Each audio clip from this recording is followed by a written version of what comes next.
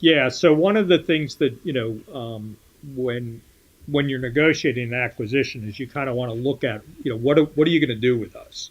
And so for us, it was incredibly important that the Blink product line continue and that we be allowed to continue to innovate there, as opposed to going and being brought in and then working in some other division at Amazon. Um, because I think, especially as my career has gone on, I still find the engineering a lot of fun. I still find the technology cool, but the business side and the strategy side of it, it's also really challenging. And so I wanted that dual role to continue in the company.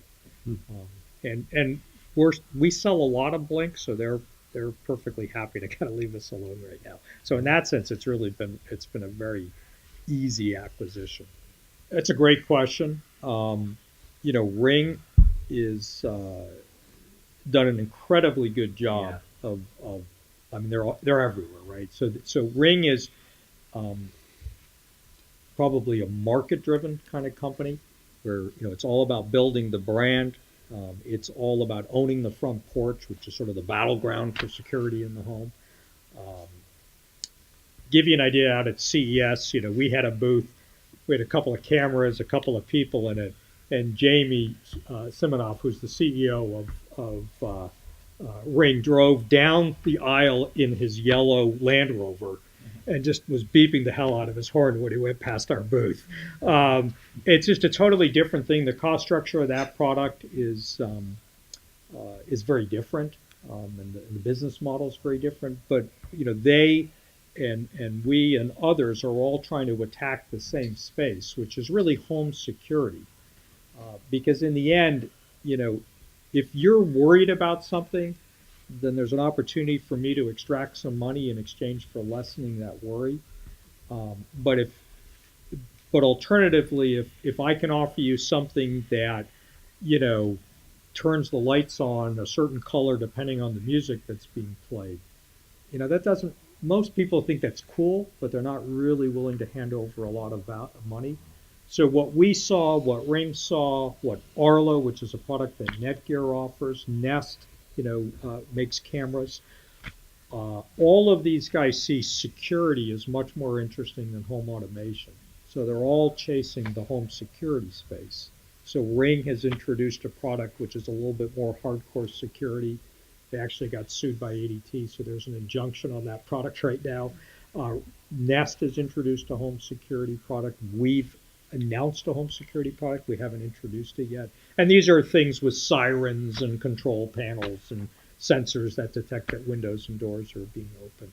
Um, but yeah, it's sort of just a different take. And that's one of the things that's really frustrating is when you go off and you're doing all this hardcore engineering and you've got a technologically superior product, but there's just this guy who somehow has this bottomless, cash, and he's just killing it on TV. And I don't know if you guys saw Ring on Shark Tank. He went on there with no intention of ever taking money. It was a ploy just to get free advertising, and it was very successful. Did he, did he take money? From them? Yeah. No, Oh, no, he had no yeah. intention. It didn't matter what any of them offered. Oh, He I had no know. intention because he knew that that stuff was gold. And the fact is, I mean, those people are successful entrepreneurs, but I'm not really sure that they have the domain knowledge to really be helpful in any particular space. So, and they're busy guys. That's the other thing. I never understood that. I mean, I think what he did on Shark Tank made a lot of sense. And in fact, we, of course, thought that we might do it ourselves. But none of us were all too nervous to get up on the TV. But it's a pretty standard ploy, actually, to try to do that. That's a really tough one. Um, I think the first thing you got to do is you got to hire somebody who actually enjoys network security because most of us absolutely despise it. You got to design it in from the get go. It's got to be a standard part of every conversation, right? So, when you're having some religious argument in a software design review about whether you should use, double slash for a comment or slash star, you need the security guy to pipe up and say, well, what are we going to do to enforce, certificate rotation and stuff. And so um, we we our philosophy was we were going to take network security seriously, but we were not going to take physical security that seriously. So the argument there was is if you came in to my house and you pop the sync module off and you pop the flash part out and you solder down another flash part, you could redirect video from my house to some other servers. We're like, okay, we're not gonna worry about that because if someone's coming into your house and is able to do all this stuff, you got bigger problems. So we focused on network security. I can tell you now, being part of Amazon, that is not considered enough, and we will have to redo our designs to support full network secure or full physical security, where what you're doing is you're using SOCs that have roots of trust, and so when you boot, you're actually saying, "Am I booting code that's been signed by me?" And so I know that this code has not been tampered with. I know that I'm booting from my flash part, not some flash part that you put on the board. You've got to protect keys. All the keys need to be unique. So if you figure out how to break the keys on your camera, okay, that's great. Now you've actually been able to break the keys on your own camera, but there's no way you're going to figure out what the keys are on any other camera. So it's a big area. It's by the way, an incredibly boundless place to go. If any of you are interested in network security, it's a great place to go from a career standpoint. But I think from my standpoint, it's one of the most boring things about technology. That's a good question. I mean, in consumer electronics, you just don't have the time, right? So you say, we can't do that now. So all day long, one of the things that we're trying to teach everybody is get comfortable with saying no. And we'll figure this out later. And if the market really wants computer vision in a home security camera, so it can tell, whether it's, a friend or foe or dog or cat, then we'll build that. But the increments in technological change are so large and so fast that you're never going to catch up if you spend all your time worrying about this. So I'm not a big fan of this saying, but I do kind of get it. There's this sort of so Amazon has these leadership principles. There are 14 of them. You can go read them. They're actually pretty good. But one of them is this bias for action. Just do stuff. Have confidence that what you're doing makes sense. I mean, you got to do a little bit of introspection and say, what the hell is this? But if you have an inkling, you feel this is right, just go do it. There are too many of us that spend too much time trying to think things through, writing big detailed specs, trying to do these incredibly complicated architectures. There used to be this concept of waterfall design where you would start off with requirements and then go all the way down and never write code until the very end. And now it's like, I think we've probably swung too far to the other side. But now it's just like build it and see what people think. The one thing I do think is try to get something that is at some sort of prototype phase. And it doesn't have to be finished. It doesn't have to look good. It might have to look good, but it's something from which you can get qualified feedback on. And it's not feedback from your friends and family. That's all super biased. So we actually set up a booth at a mall, like a pop-up store. We didn't have any product to sell. We just wanted to get feedback. And so we rented this thing, and it was great. And actually, the most interesting thing we got from it is we decided, stupidly, that we would go to a high-end mall in Natick, to the Natick Mall. And no one was interested in the product at all. And, we were like, well, that was really disappointing. And somebody in the group said the comment, well, let's go to a not so fancy mall and see if we get the same feedback. We went to the Salem Mall in Salem, New Hampshire, which is a much lower scale mall. And people are like, this is awesome. It's really low cost. It's really easy to use. And so you want to get feedback, but you also want to make sure you get enough feedback that it's statistically meaningful. So here's the thing. See, that's a great question. So those are ex-Amazon guys. Yeah. Okay. So they are guys that got frustrated because Amazon was unwilling to bring, at the time, a wired camera to market, and one that was so low cost, right? So they're trying to do one very interesting thing. They're just trying to get market share. So they're actually at best breaking even. They're probably losing money on that camera. But the assumption is, can you drive everybody else out of the market? Um, and by offering the thing at a low price. But the problem is lack of brand recognition. Who are these guys? I don't want my video stored in some cloud that I don't have any control of. They're probably sending all the videos off and enjoying them on YouTube or something. But for us, it was the fact that you don't want a wire, right? You don't have a plug. You don't want a wire running up in the wall. You want to mount the camera up high. You don't want a cord. And so for us, it's a totally different product category. So that doesn't scare us. What scares us is there somebody else who can make a low cost chip and make a battery powered camera? And in all honesty, we didn't design the chip to do this in the first place. I mean, nothing we did was planned out at all. It was just sort of luck of the draw. So there's nothing tremendously fancy about any of our technology. It's patent protected, which is helpful, somewhat helpful. But we're sort of wondering why nobody else has decided to do it. We're a little worried that the reason was just because there wasn't a very big market. But we've sold, just to give you an idea, so we've sold well over 1 million cameras. And we know there are now people looking at this seriously. So yeah, those guys don't scare me, but I think what everybody's scared of is a Chinese knockoff. That's what killed GoPro, right? GoPro is basically dead, and it's because the Chinese started coming out with $60 cameras that were not as good but similar. And at $60 versus $300, that brand, is not enough to carry the day. And the other problem is GoPro could never transition from being just a camera company. No matter what they tried, they were just a camera company. And that's right. And so they could never figure out how to transform that business and grow that business. Well, sure, yeah, they're rough, right? Well, but in your case, you're owned by a company that. Yeah, I mean, the problem with GoPro, right, is if you have one bad quarter, for whatever reason, you could have a problem in the manufacturing line. The stock just craters. And it's very hard as a one-trick pony company to come back from that.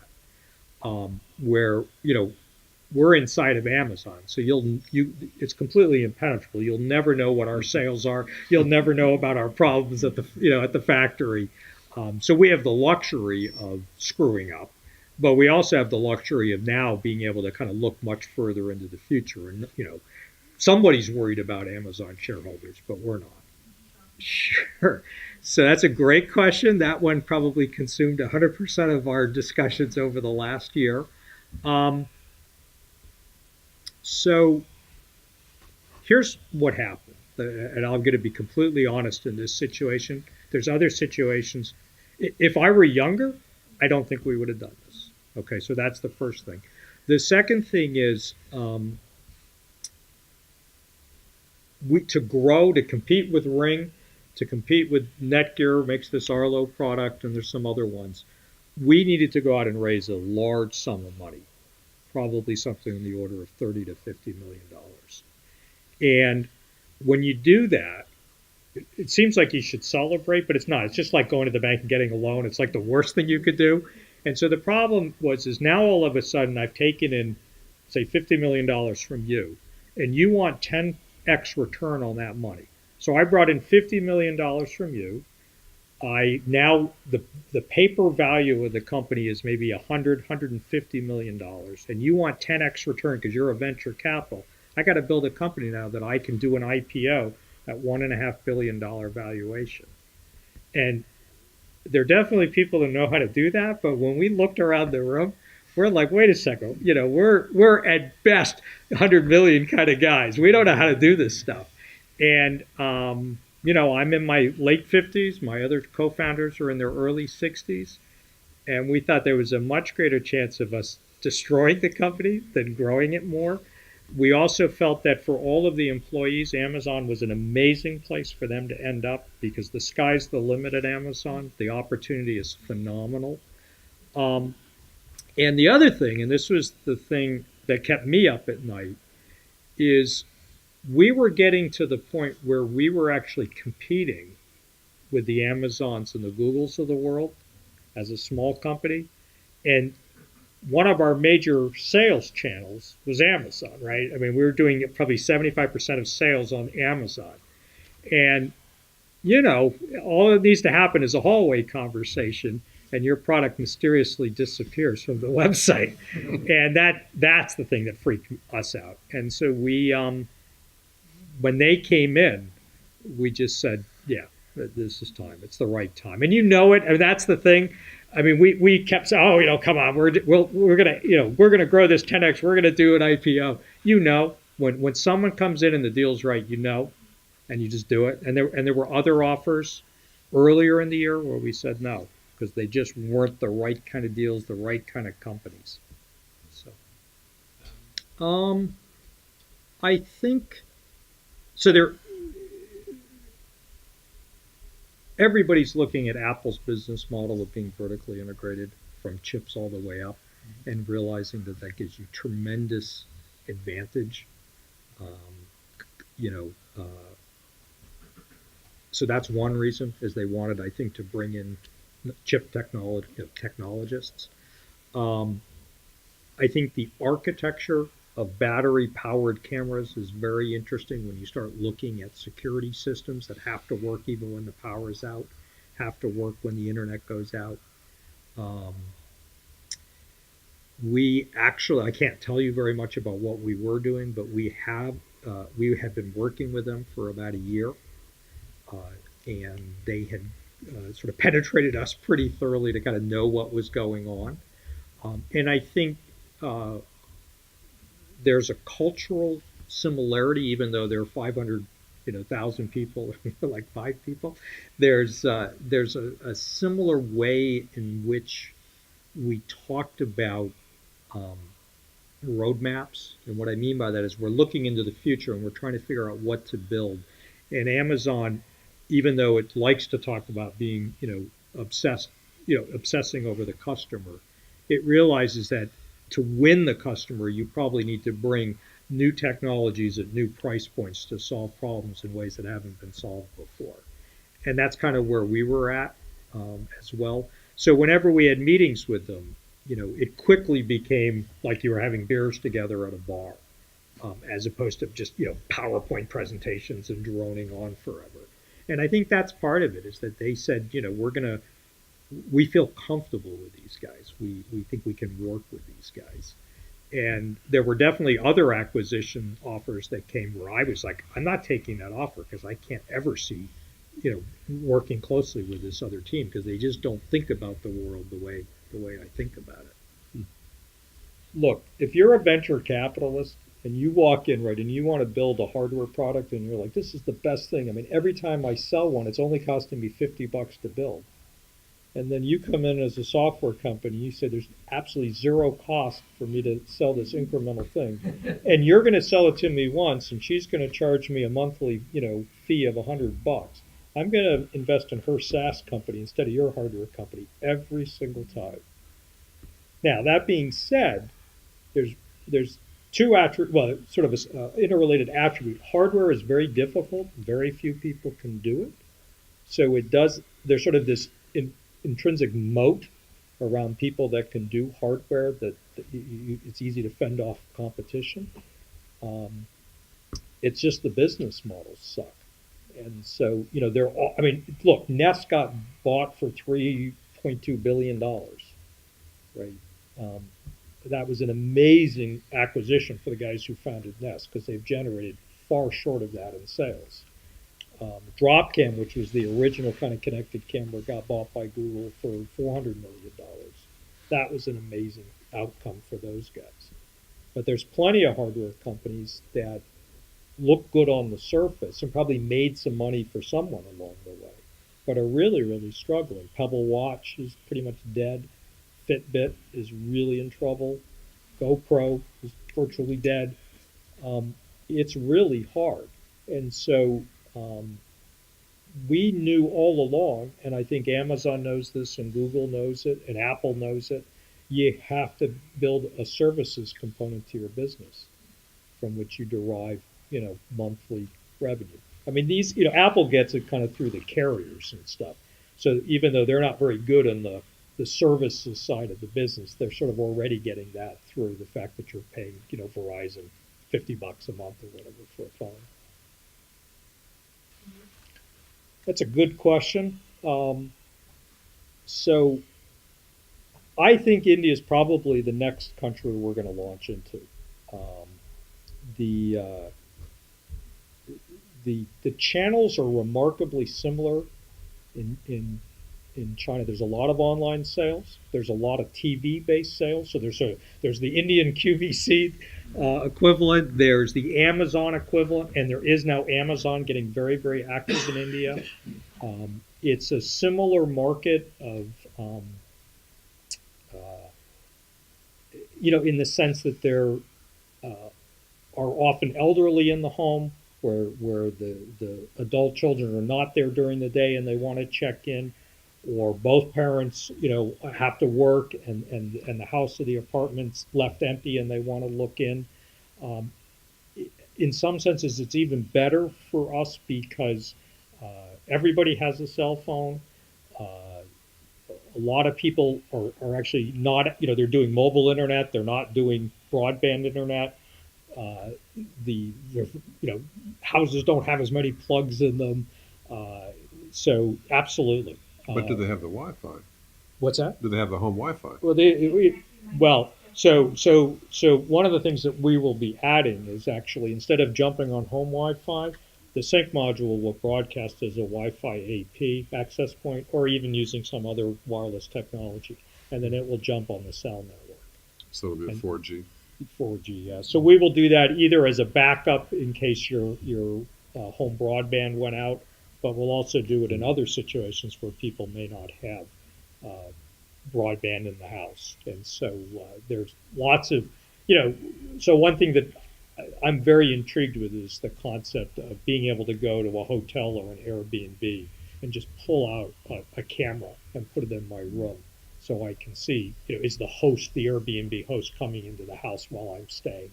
Is the chambermaid or someone else in the hotel coming in? And so to be able to offer that, as both a product but with recurring revenue because it requires a cell plan is a pretty attractive space. But yeah, I've got all these Indian engineers that work for me, and they're like, I'm going to go market the product in India because I'm going to make a fortune. Yeah, I think it's the big market. What's interesting is I don't think we think China is actually as interesting a market for us. We've done some trials there, and the reception has been lukewarm at best. Do you know why? I don't mean to jump in without us. I don't think we fully understand it. I think it may be that on average people aren't as concerned about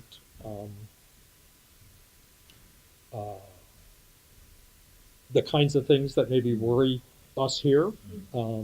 I think the other thing is that if you go inside of a lot of Chinese domiciles, you see cords already exposed. Where in the U.S., when you go into houses, people are spending a lot of time. The wires are in the walls, and the wires are carefully cabled, and I think it's a different take on what's important. But we've looked at it. And I won't say never. There's regulatory reasons why it's hard for us to go in. So we probably have to go in through a partner in China. Mm-hmm.